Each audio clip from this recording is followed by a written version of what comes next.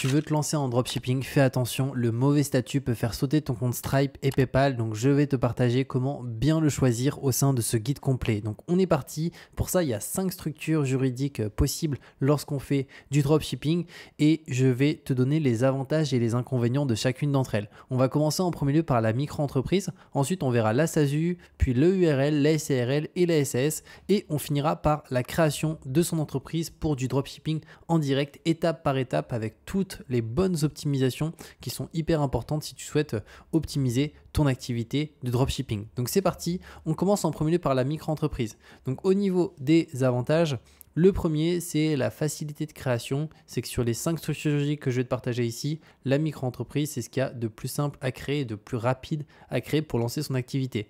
Deuxième point, la comptabilité, elle est allégée, c'est-à-dire qu'on n'a pas l'obligation d'avoir un comptable, donc on peut tout gérer par soi-même. Et il faut savoir qu'un comptable, quand on en a un, ça a un coût en général, c'est une centaine d'euros par mois. Donc là, on économise 100 euros par mois de comptabilité, étant donné que ce n'est pas obligatoire. Troisième avantage, c'est idéal pour lancer ses premiers produits, ses premières boutiques, de tester son idée parce que ça s'ouvre rapidement. Si un jour on doit la fermer, on peut aussi la fermer simplement.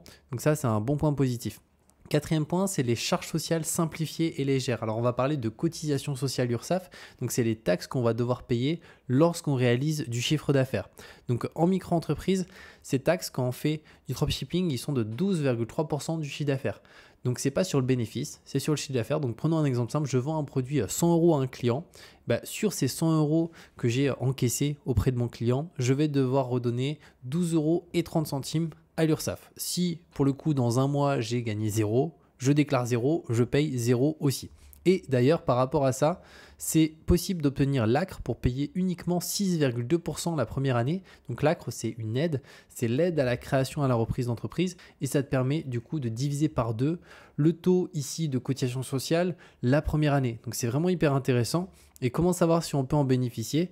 Pour le coup, je me suis mis directement sur le site ici du service public et il y a 9 conditions et il faut rentrer dans l'une d'entre elles. Donc, si imaginons tu as entre 18 et 25 ans, tu peux avoir l'ACRE. Si pour le coup, tu touches l'ARE, tu peux avoir l'ACRE. Il y a aussi d'autres conditions. Il y a juste ici un élément important, c'est qu'il faut être en début d'activité et ne pas avoir bénéficié de l'ACRE au cours des 3 années précédentes au titre d'une autre création ou reprise d'entreprise.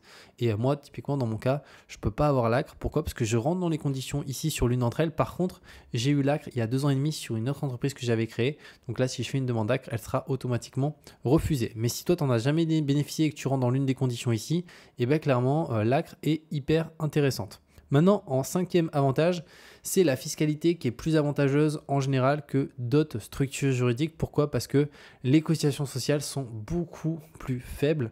Donc ça, c'est quand même un bon point. Maintenant, au niveau des inconvénients, il y en a 2 principalement. Le premier, c'est qu'il y a un plafond de chiffre d'affaires qui est limité en achat-revente. Donc ce plafond, il est de 188 700 euros par an hors taxe. Donc ça fait à peu près 15 000 euros par mois. Donc, qu'est-ce que ça signifie? Ça signifie que tu peux aller en dessous de ce palier, tu peux aller à ce palier-là, tu peux même aller en réalité au-dessus. Parce qu'au niveau, pour le coup, de la micro-entreprise, il y a une règle qui a été mise en place, c'est que tu peux dépasser ce plafond, mais si tu le dépasses 2 années consécutives, tu dois fermer ta micro-entreprise et changer de structure juridique. Mais prenons un exemple. On est l'année 1, on a fait en e-commerce 50 000 euros. On est du coup en dessous du plafond. La deuxième année, on a fait 200 000 euros de chiffre d'affaires hors taxe. Donc, on est au-delà de ce plafond. Si, imaginons la 3e année, je redépasse ce plafond-là, je fais 220 000 ou je fais même 189 000, juste 300 euros de plus. Là, dans ce cas-là, je devrais fermer ma micro-entreprise et passer sur une autre structure juridique. Parce que pourquoi l'État a mis ça en place? C'est que la micro-entreprise, ce n'est pas vraiment ce qui leur rapporte de l'argent par rapport à d'autres structures où on a des taxes qui sont plus importantes. La micro-entreprise, c'est ce qu'il y a de moins taxé aujourd'hui. Deuxième inconvénient, c'est l'impossibilité de déduire des frais professionnels lorsqu'on déclare son chiffre d'affaires. C'est-à-dire que, comme on l'a vu, les cotisations sociales URSSAF sont calculées sur le chiffre d'affaires et non pas sur le bénéfice. Donc on ne peut pas faire passer des charges. Ce qui signifie que si vraiment on fait de l'e-commerce avec des marges extrêmement faibles, prenons l'exemple d'une marge de 10%, donc je vends un produit 100 euros à mon client que j'ai acheté 90 euros au niveau de mon fournisseur, bah là j'ai 10% de marge. Mais l'URSSAF, elle s'en moque de la marge qu'on a réalisée, c'est sur le chiffre d'affaires. Donc je vais devoir payer 12,6%, 200 euros. Donc je vais devoir leur redonner 12,60 euros, alors qu'en réalité, ma marge est de 10 euros. Donc on peut voir que là, bah, les chiffres ne tiennent pas. Ça ne va pas tenir ce business-là si on a des marges aussi faibles. Donc ça c'est important, c'est que si on a vraiment des marges faibles, la micro-entreprise, ça ne sera pas l'idéal. Par contre, si on a des marges de 40%, de 50%, voire même plus, dans ce cas-là, c'est vraiment intéressant. Maintenant, on passe à la SASU, la société par action simplifiée. Donc au niveau des avantages, le premier, c'est qu'en SASU, la responsabilité du dirigeant, elle est limitée au montant de son apport. C'est-à-dire que là, on est sur une société. Et quand on a une société, en fait, il faut distinguer deux choses. La personne physique, qui est nous-mêmes, et la personne morale, qui est la société. Donc quand on a une SASU, bah, c'est une personne morale. Ça signifie que concrètement, la responsabilité, elle va être limitée au montant des apports. Donc l'apport, c'est un montant qu'il faut déposer sur le compte bancaire de la société. Et si demain, on n'arrive pas à rembourser un fournisseur, ou imaginons même on a emprunté au niveau des banques, on s'est endetté pour développer notre activité et qu'on n'arrive plus à générer de l'argent, du profit, etc., bah, la banque, elle ne va pas pouvoir s'attaquer à notre patrimoine personnel parce que l'emprunt a été fait avec notre SASU, qui est une personne morale. Donc elle pourra s'attaquer exclusivement à la société, ce qu'il y a au sein de la société. Donc imaginons j'ai acheté un local avec la société, j'ai acheté un ordinateur avec la société, ça ils pourront s'y attaquer. Par contre, si moi en perso, de mon côté, de mon patrimoine, j'ai un appartement, j'ai une voiture, etc., bah ça pour le coup, ils ne pourront pas s'y attaquer. À l'inverse, en micro-entreprise, si on fait un emprunt pour développer notre activité et qu'on n'arrive pas à le rembourser, bah pour le coup, la banque peut potentiellement s'attaquer à notre patrimoine personnel. C'est pour ça que moi, je déconseille de manière générale de faire des emprunts pour développer son activité en dropshipping, en e-commerce de manière générale, notamment en micro-entreprise. Je trouve qu'il n'y en a pas forcément besoin. Ensuite, deuxième avantage de la SASU, il n'y a aucun plafond de chiffre d'affaires. Donc là, il y a zéro limite. On peut faire 100 000, 500 000, 1 million, 10 millions. Il y a vraiment zéro limite là-dessus. Troisième avantage, on peut déduire des frais et des charges professionnelles comme des achats. Donc dès qu'on achète des produits à nos fournisseurs, bah ça, on va pouvoir le déduire. Et en SASU, on va être fiscalisé non pas sur le chiffre d'affaires comme en micro-entreprise, mais sur le bénéfice. On va aussi pouvoir faire passer des ICA, donc c'est les indemnités kilométriques, notamment si on a une voiture et qu'on roule pas mal avec, du matériel, etc. Quatrième avantage, on peut aussi optimiser sa rémunération pour payer moins d'impôts sur le revenu. C'est-à-dire qu'on peut décider combien on se paye et laisser une partie de l'argent dans la société dont on n'a pas besoin ou qu'on va réinvestir plus tard dans de la publicité, dans d'autres marques, etc. Cinquième avantage, la SASU elle est avantageuse aussi si on envisage de se rémunérer en dividendes. Donc là, c'est si on est salarié ou qu'on touche des ARE, donc l'aide au retour à l'emploi, bah là c'est hyper intéressant. La SASU sera souvent la meilleure structure juridique là-dessus parce qu'on peut se verser des dividendes en fin d'année qui ne vont pas augmenter notre impôt sur le revenu directement parce qu'on va juste payer une taxe qui s'appelle la flat tax. Et au-delà de ça, ça ne va pas réduire nos ARE si on touche l'aide au retour à l'emploi. Donc ça, c'est vraiment bien. Maintenant, au niveau des inconvénients, il y en a trois. Le premier, c'est les formalités de création qui sont plus importantes qu'en micro-entreprise, parce que là, on crée une société, donc c'est quand même différent. Pareil, si on souhaite fermer une SASU, donc une société, c'est aussi plus long. Il faut mettre la société en liquidation judiciaire, donc c'est un processus qui est un petit peu plus complexe. Deuxième inconvénient, c'est la gestion de la société qui est aussi plus complexe en micro-entreprise, c'est qu'il y a des comptes annuels à éditer chaque année, il y a des déclarations d'impôts de la société. Donc pour ça, il faut être accompagné par un comptable. Et comme je l'ai dit, un comptable, ça coûte à peu près une centaine d'euros par mois. Donc c'est aussi un coût à prendre en considération. Troisième inconvénient, il y a une bonne protection sociale en se rémunérant. Donc ça, c'est top. Donc, notamment, on cotise bien pour la retraite, etc. Par contre, il faut payer des cotisations sociales importantes.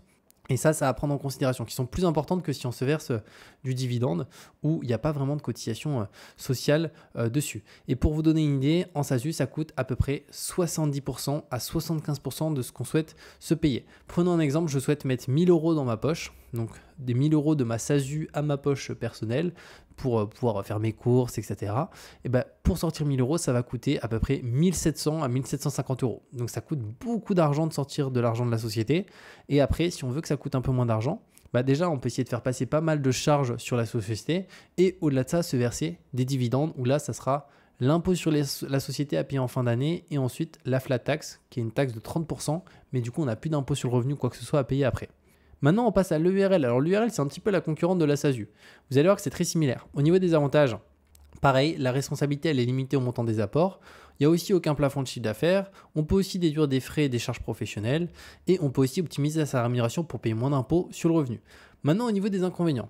Le premier, formalité de création aussi plus importante qu'en micro-entreprise, donc comme pour la SASU. Une gestion de la société plus complexe, donc il faut aussi un comptable. Et cet inconvénient-là, c'est celui qui est différent de la SASU. c'est que les cotisations ici sont de 46% de la rémunération de gérance environ. Donc ça, c'est le cas de l'URL soumis à l'IS, donc on voit que c'est moins élevé qu'en SASU. En SASU, c'est entre 70 et 75%. Là, c'est 46. Donc, si je souhaite me verser 1000 euros, ça va coûter 1460 euros. Donc, on pourrait se dire, autant partir sur la SASU automatiquement. Par contre, ce qu'il faut prendre en considération, c'est que l'URL, c'est sur les dividendes que c'est moins intéressant. C'est-à-dire qu'en SASU, on peut se verser autant de dividendes qu'on souhaite, peu importe le montant, c'est la flat tax à 30%. Et là, en EURL, ça ne fonctionne pas comme ça. C'est un pourcentage du capital social qu'on peut se verser sous forme de dividende et qui est taxé à 30%. Donc la capital sociale, c'est un montant qu'on dépose sur le compte professionnel de la société qui est obligatoire. Donc ça peut être 1 euro, 100 euros, 1000 euros. Mais imaginons, je crée mon URL et je mets 100 euros sur le compte pro de la société.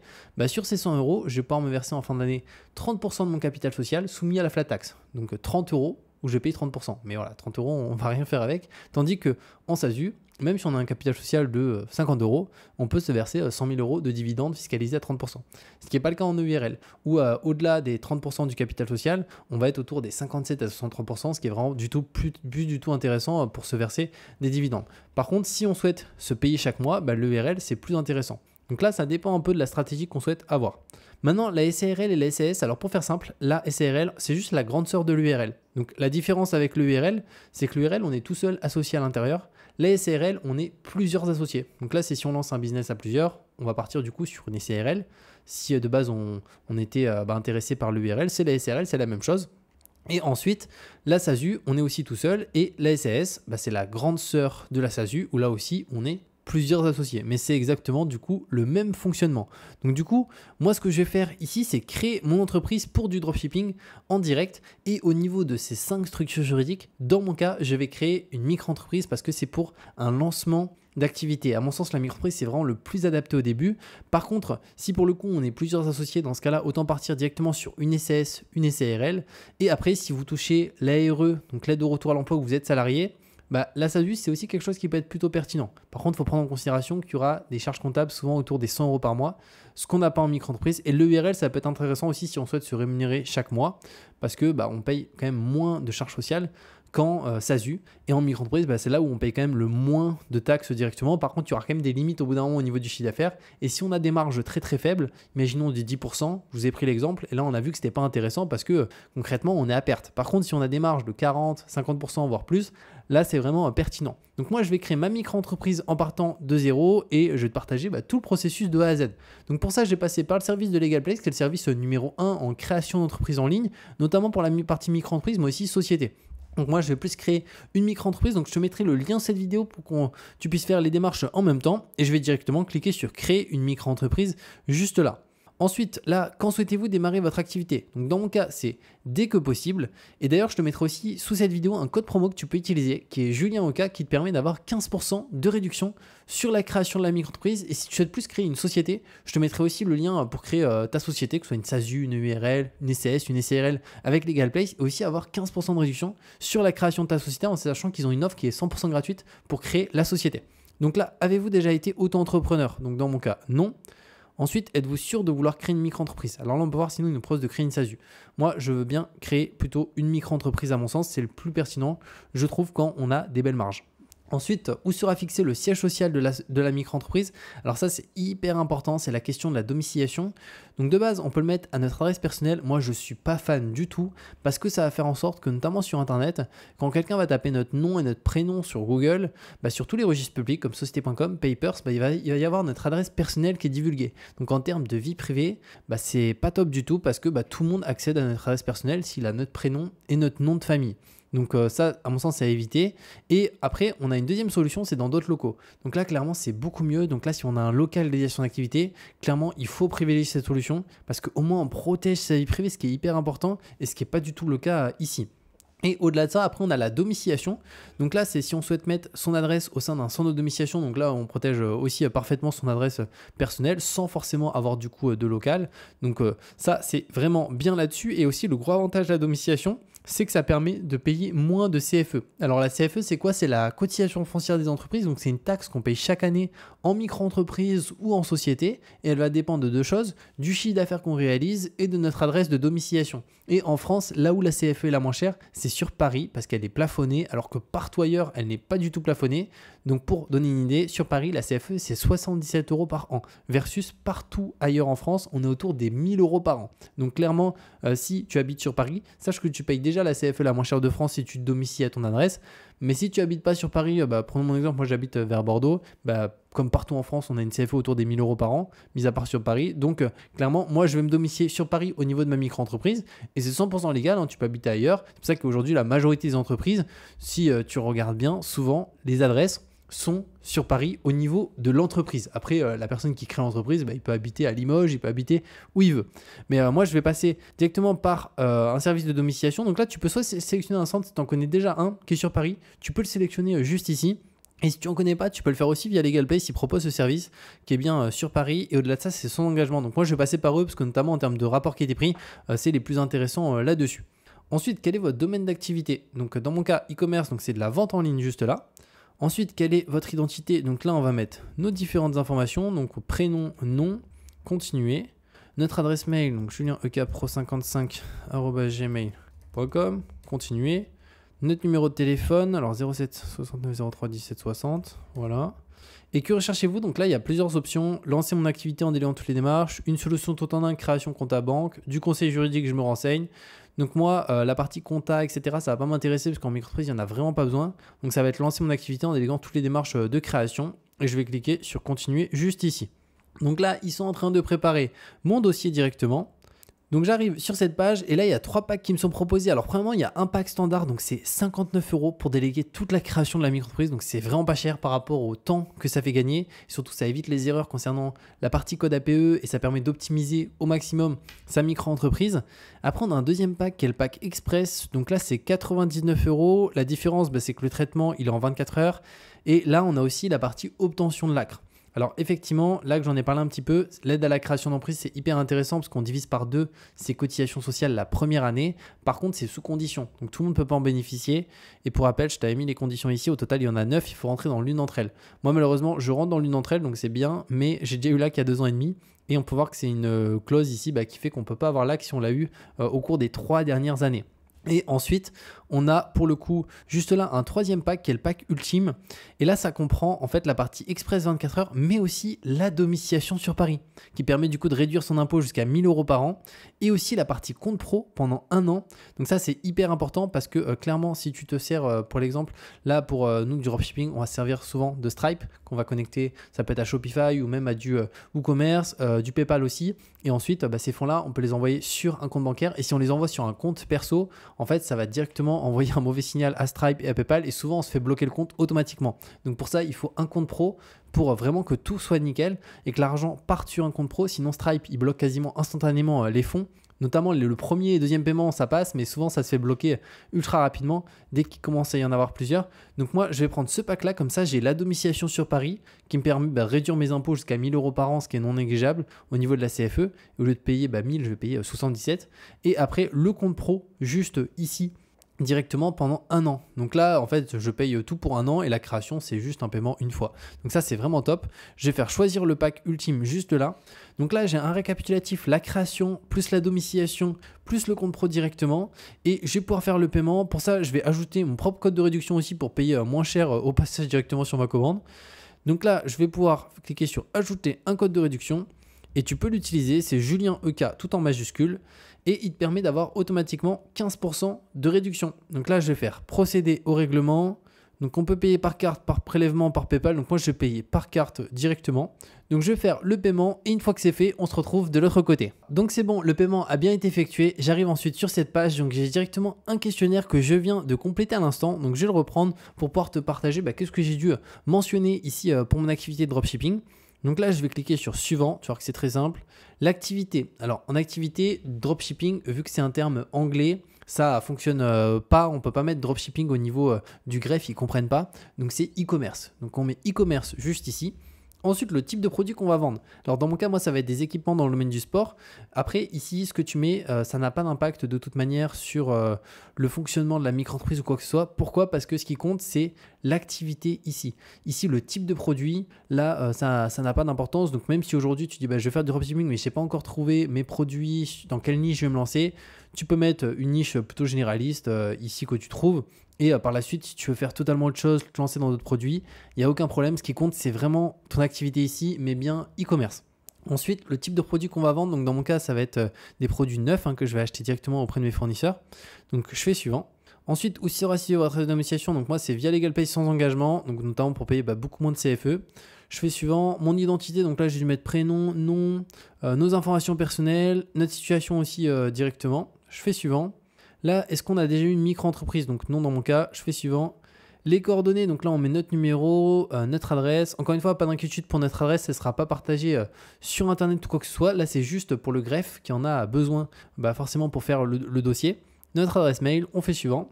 La domiciliation, donc là c'est où est-ce qu'on souhaite que le courrier soit réexpédié. Donc moi j'ai mis à mon adresse sur Bordeaux, parce que concrètement l'adresse domiciliation là elle est sur Paris, mais il n'y a pas du tout besoin de se rendre sur Paris en train ou en avion pour aller ouvrir la boîte aux lettres. C'est le service de domiciliation qui se charge de tout. Et concrètement, pour après les documents qui vont appeler sensibles ici, donc carte bancaire, chèque, recommandé, impôt, ça ils le renvoient gratuitement à notre adresse dans la journée, parce que ça ils vont pas le scanner, parce que c'est des documents qui sont sensibles. Par contre pour tous les autres documents, on est notifié par mail, ils le scannent et on peut voir directement à travers le scan, tiens c'est tel document ou tel document. Donc ça c'est vraiment top.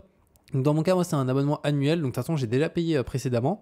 Souhaitez-vous recevoir tous les journaux par voie postale? Là, j'ai mis non. Je t'invite à mettre non parce que pour le coup, ça te permet de faire en sorte que ça coûte 0 €. Et là, on reçoit bien les courriers sensibles en scan, ce qui suffit largement. Tout ce qui est publicité, imaginons des publicités Carrefour ou quoi qui arrive dans la boîte aux lettres. Ça, moi, j'ai pas envie qu'ils me les réexpédient à mon adresse. Je préfère juste les voir en scan et ça me suffit. Et après, avez-vous un justificatif domicile à votre nom? Donc dans mon cas, oui, parce que je suis locataire de mon logement. Mais si jamais tu es hébergé chez quelqu'un directement et que le logement il n'est pas à ton nom, dans ce cas-là, tu peux mettre non, comme ça sera, j'imagine, un justificatif au nom de la personne chez qui tu es hébergé qui sera demandé. Je fais suivant. Ensuite, dans quel pays payez vos impôts? La France. Êtes-vous une personne politiquement exposée? Non. Le régime social, donc là on met son numéro de sécurité sociale, son régime d'assurance maladie actuel, donc moi je suis au régime général, donc c'est comme plus de 90% de la population, mais si tu es sur notre régime, tu peux le mentionner, si imaginons tu es étudiant, tu peux mettre au régime étudiant ou autre. Et là c'est est-ce qu'on va avoir aussi une autre activité à côté? Donc dans mon cas c'est non. Êtes-vous actuellement gérant d'une SARL, URL? Non plus. Et là c'est le chiffre d'affaires qu'on prévoit de faire la première année via notre micro-entreprise, donc c'est une estimation, ça n'engage à rien.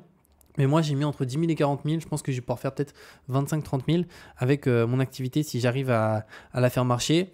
Et après, si c'est plus, tant mieux. Et si c'est moins, voilà, c'est comme ça. Mais là, voilà, c'est une estimation juste ici. Je fais suivant. Là, vous souhaitez payer vos cotisations sociales. Donc, c'est soit tous les 3 mois, soit tous les mois. Donc, ça, c'est vraiment comme tu préfères. Moi, personnellement, je préfère faire une déclaration par trimestre où je vais payer les cotisations des 3 mois précédents plutôt que faire une déclaration tous les mois où je dois payer le mois précédent. Mais ça, c'est vraiment au choix. Et donc, du coup, nous, pour du dropshipping, on est à 12,8 juste ici. Je fais suivant. Là, c'est concernant l'impôt sur le revenu, c'est est-ce qu'on souhaite opter pour le versement libératoire? Alors moi, j'ai mis oui. Il faut savoir qu'à mon sens, c'est hyper intéressant le versement libératoire parce qu'en fait, ça va rajouter à notre taux de 12,8% de cotisation sociale sur notre chiffre d'affaires un petit pourcentage supplémentaire quand on fait de l'e-commerce qui est de 1%. Donc au lieu d'être à 12,8, on va être à 13,8. Si on a l'acre, au lieu d'être à 6,4, on va être à 7,4. Mais par contre, ça va intégrer du coup notre impôt qui est de 1%. Donc 1% d'impôt, imagine si on fait 200 000 € de chiffre d'affaires, on paye 1% d'impôt, ce qui est hyper raisonnable. Donc c'est pour ça que c'est hyper intéressant. Par contre, il y a une condition, il faut que sur son année et son revenu fiscal de référence N-2, donc par rapport à l'année où on en est, si on est en 2030, tu prends 2028, si tu es en dessous de 27 478 €, et là, dans ce cas, tu peux avoir le versement libératoire. Donc moi, clairement, j'ai mis oui, c'est hyper intéressant là-dessus. Je fais suivant. Ensuite, les cas particuliers, donc dans mon cas, j'ai mis aucun des choix ci-dessous. Là, tu peux déposer ta demande d'AC. Moi, je ne le fais pas parce que je sais qu'elle va être refusée. J'ai eu l'AC il y a moins de 2 ans, il y a 2 ans et demi à peu près, donc ça ne passera pas. Je fais suivant. Le compte pro, là, je peux faire suivant. Je l'ai déjà pris dans mon cas, dans mon pack, c'était déjà intégré. L'assurance professionnelle, ça ne m'intéresse pas, c'est pas obligatoire. Je fais suivant. Là, c'est aussi être contacté par un conseiller pour une éligibilité sur des formations, ça ne m'intéresse pas.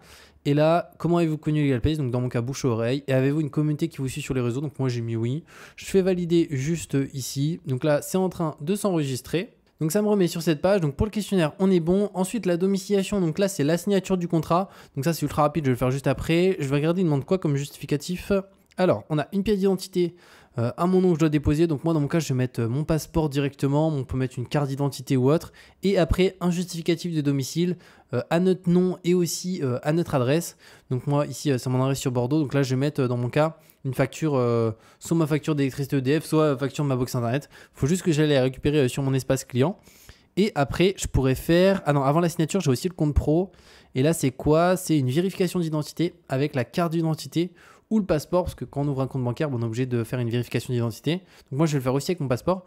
Et du coup, juste après, je pourrais faire mon passeport, dès que ma signature, dès que j'ai déposé les dernières pièces justificatives. Donc ce que je vais faire, c'est que je vais valider et ajouter les derniers éléments juste ici. Donc voilà comment ça se passe pour créer son activité lorsqu'on fait du dropshipping avec les 5 structures juridiques possibles. Donc micro-entreprise, SASU, SAS, EURL et CRL, avec les avantages et les inconvénients de chacune d'entre elles. Donc dans mon cas, moi là, j'ai créé ma micro-entreprise parce qu'à mon sens, c'est vraiment le statut idéal lorsqu'on lance son activité directement. N'hésite pas d'ailleurs, si tu as la moindre question, à me la mettre en commentaire. Je te répondrai avec plaisir. Et comme je t'ai dit, je te mets un lien sur cette vidéo pour créer ta micro-entreprise facilement, ou même si c'est une société, pareil, ta société facilement. Et tu peux utiliser d'ailleurs le code de réduction qui est Julien Oka, qui te donne 15% de réduction sur la création de la micro-entreprise, mais aussi la partie domiciliation, compte pro. Donc c'est juste hyper intéressant. Et on se retrouve de toute manière très bientôt pour de nouvelles vidéos.